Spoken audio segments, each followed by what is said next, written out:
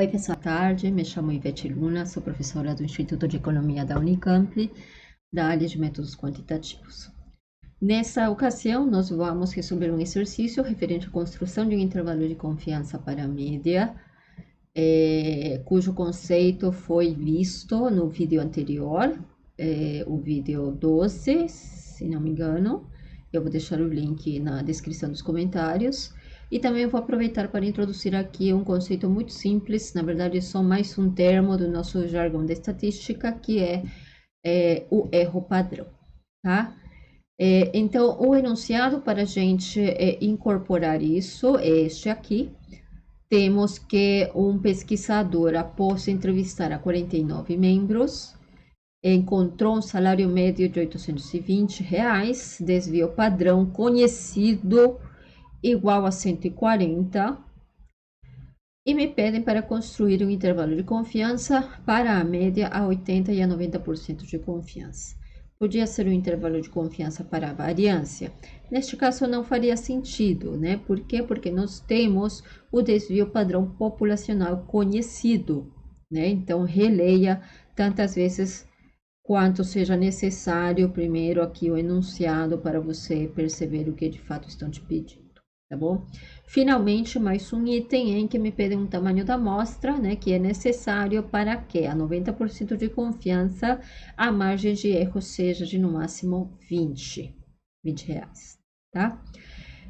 Para isso, então, temos que lembrar, né, que para construir esse intervalo de confiança, né, a um γ%, eu preciso de calcular uma estimativa pontual mais menos uma margem, né, que não me dá outra coisa que uma proxy da amplitude, né, desse intervalo, que é dado pelo valor crítico, que absorve esse nível de confiança desejado e, portanto, regula, né, esse intervalo de confiança e o desvio padrão do meu estimador. No caso, a média amostral. Perceba, isso aqui é a raiz, né, da variância da média amostral, né? Então, novamente aqui, nós precisamos da distribuição amostral desse estimador. Mas antes, né, da gente ir para o R para resolver o exercício, eu quero te apresentar o que é esse bendito erro padrão. Não é nada novo, né? Se tem um estimador de um parâmetro θ, o erro padrão não é outra coisa que o desvio padrão do estimador amostral. Ou seja, no caso da média amostral, esse erro padrão é a raiz da sua variância, ou seja, sigma sobre raiz de n. Portanto, né, no geral, há algumas exceções que a gente vai olhar, principalmente quando a gente veja a variância, tá? O intervalo de confiança de um parâmetro a um dado nível de confiança vai ser dada pela estimativa pontual, né, mais menos o valor crítico vinculado ao nível de confiança selecionado ou definido, vezes o erro padrão desse estimador. Então, se você ouve por ali erro padrão, o desvio padrão do estimador e pronto, acabou. Tá bom? Como sempre, então, eu já passei aqui para o R o enunciado, já passei algumas variáveis dadas, alguns valores dados pelo próprio enunciado. Então, aqui nós temos, após entrevistar 49 membros, né? Deixa eu apagar aqui também a minha câmera para você poder ver a tela por completo, ok. De uma categoria profissional, um pesquisador encontrou um salário médio de 820, então veja que esse valor aqui é amostral, portanto se trata do X barra, né, que aqui eu estou anotando por X e um B. O desvio padrão dos salários dessa categoria, conhecido, é de 140, portanto esse 140 é o sigma, né, é o desvio padrão populacional. E finalmente aqui o gama a 80% em um primeiro momento e depois a gente faz o teste a 90% para ver o que muda, tá? Lembra então do último slide que a gente viu que esse intervalo de confiança para a média é dada por um estimador pontual mais menos, né, uma margem de erro no sentido amplo, né, uma margem de erro. Aí, ó, isso aqui me representa o que? O desvio padrão do estimador, né? O desvio padrão do X barra, certo?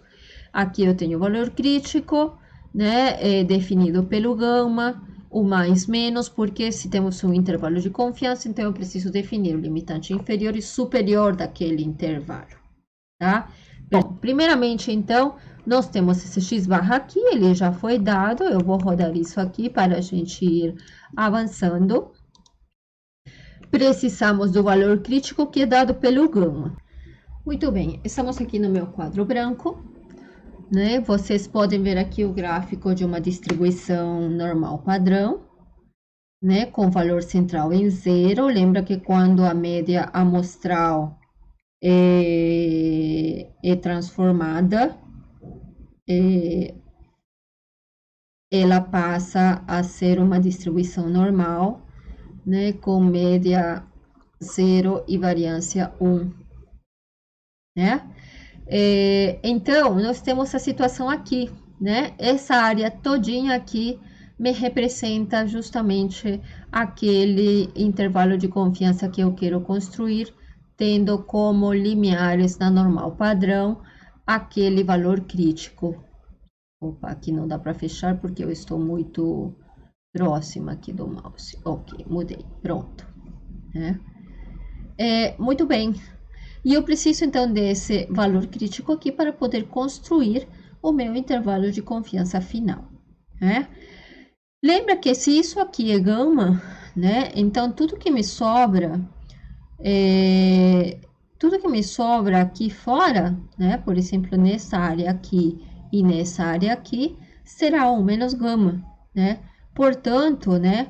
Essa área aqui vai ser 1 menos gama sobre 2, né? Isso significa, né, que esse valor crítico aqui negativo, né, menor que zero, vou pôr aqui, vai ser negativo, né, vai ser igual, né, a um Q enorme, que é de quantil, porque eu quero o valor crítico, eu não quero a probabilidade, o Q enorme, né, do 1 menos o gama sobre 2, né?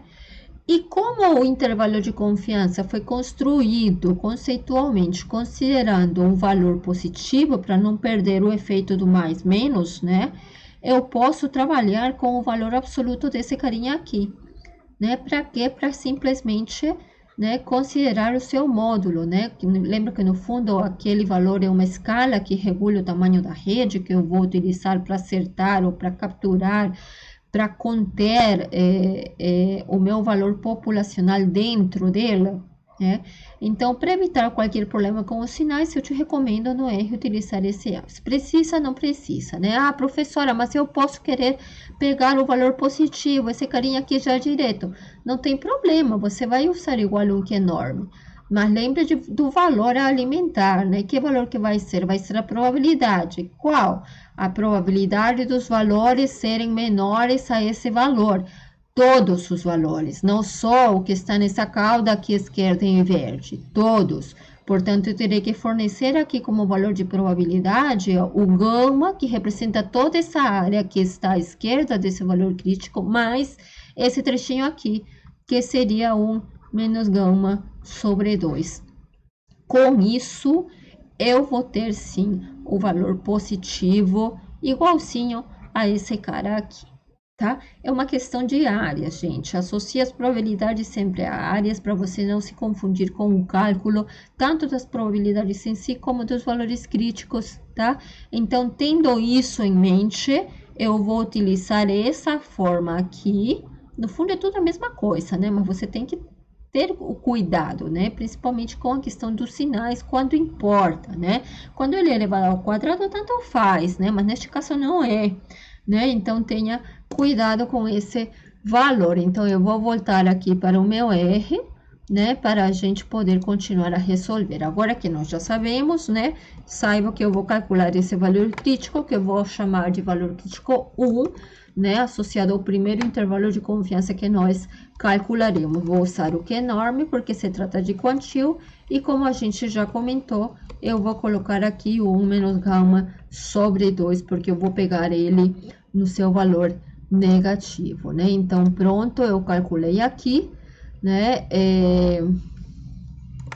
Deixa eu pôr aqui um comentário só para não ficar pulando. Muito bem, tenho isso, agora me falta o desvio padrão aqui do x barra. né? O desvio padrão do x barra vai ser igual ao sigma sobre a raiz de n, né? E com isso, eu já tenho aqui o meu valor crítico 1, né? E menos 1,28, veja que ele é negativo, e o desvio padrão da minha média amostral, que vai ser igual a 20. Né? Com isso, então, eu tenho como calcular, né, o meu intervalo de confiança. Eu posso calcular ele, talvez, da forma de um vetor, né? Para criar um vetor, eu utilizo o operador C de concatenar do R, né? Então, eu vou pôr aqui o valor pontual, que é o x barra, menos, né? Lembra que a amplitude vai ser 2 vezes aquela margem de erro, né? E essa margem de erro é um valor, uma medida de distância, digamos assim. Então, ela tem que ser positiva, né? Por isso que aqui, ó, para evitar qualquer problema, eu vou colocar o valor crítico 1 vezes o desvio padrão ou o erro padrão do estimador. Esse seria o meu limitante inferior. O meu limitante superior vai ser igual ao x barra mais o valor absoluto de novo, né, vezes o erro padrão do estimador. E com isso, né, eu tenho aqui o meu primeiro intervalo de confiança, né, calculado. Qual que é o valor? É só olhar aqui e ver, ó. O estimador, estimativa intervalar para a média dessa população a 80% de confiança será dado pelo intervalo de 794,37 a 845,63, certo? Esse seria, então, o nosso primeiro estimador. Veja que o valor médio desse intervalo não é outra coisa que a estimativa pontual, que é o x barra, que é 820, né? Qual que é a amplitude? A amplitude do meu intervalo não foi pedido, né, pelo enunciado, mas você sabe que vai ser isso aqui, ó, né? Isso aqui multiplicado por 2, né? Por que por 2? Porque vai ser a diferença, né, entre o limitante superior e o limitante inferior. Então, se eu rodo essa linha aqui, eu tenho que a minha amplitude vai ser dada por 51,26, tá? Essa seria a resposta, então, caso eu precise de indicar qual é a amplitude do meu intervalo.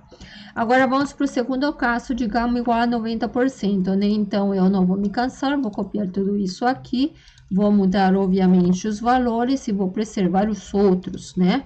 Novamente aqui, não esqueço de rodar, o desvio padrão da média não muda, então eu não preciso rodar isso de novo. Construo aqui o meu segundo intervalo de confiança, lembro, né, disso aqui. Eu poderia estar aqui calculando a amplitude antes de dividir por 2 para não calcular de novo, né, mas isso aqui foi só um caso ilustrativo e lembrei agora de te indicar também o que é essa amplitude, né. Então, eu vou rodar tudo de novo. Perceba que aqui eu preciso reformular o valor crítico, porque o nível de confiança mudou. E ele reflete o seu efeito, né, sobre essa constante aqui, que ela é fixa após definida o nível de confiança, né? Mas ela muda com ele, né, gente? Muda com ele. O desvio padrão do estimador não muda, não preciso calcular ele de novo, porque o tamanho da amostra não mudou, né? Uma vez definida essa nova constante aqui, eu redefino o meu intervalo de confiança. Percebe que o valor central continua a ser o mesmo. O que mudou foi a amplitude, né, desse intervalo aqui, tá? Então, nós rodamos e se a gente quiser comparar, a gente vê o intervalo de confiança 1, intervalo de confiança 2. Né? Nós rodamos e comparamos. Perceba aqui no lado direito da minha tela, né, como esses intervalos de confiança são. O primeiro foi calculado a 80%. Percebe que o segundo intervalo de confiança a 90% tem o seu limitante inferior menor que o do primeiro.